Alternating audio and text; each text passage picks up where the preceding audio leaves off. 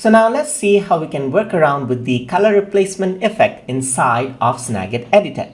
So over here you can see that color replacement is an option, and as I were to click on this, let's see what happens. You can see that the black icons right here simply turns white because black is turned into white right here. And there I have another effect applied, red into yellow, and you can see the red subscribe button has changed into yellow. So I can just press the cross buttons right here to get back onto the original state. So I'm just going to hit plus right here, and let's see how we can work with it. So I'm going to choose a color right here. So I cannot choose a specific color right here. So I cannot just choose red, and you can see red is not selected. I have to use the color picker for this one. So I'm just going to use the color picker, and let's say I want to replace out this red right here, the subscribe button red. And you can see that it has been turned into white.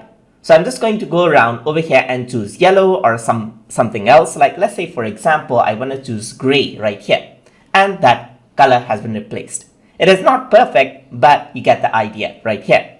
I can go around here and add in other colors as well. So I can go around and choose, let's say, for example, I'm just going to use the color picker and use the Twitter tube right here. Let's say, for example, just like that.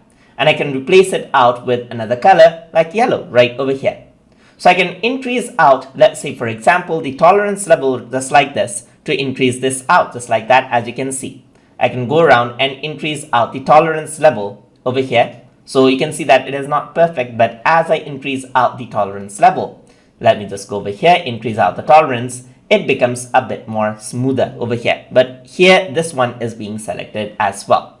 So I'm just going to go around, and then over here, there's the replace, there's the swap, and another one is replace right here.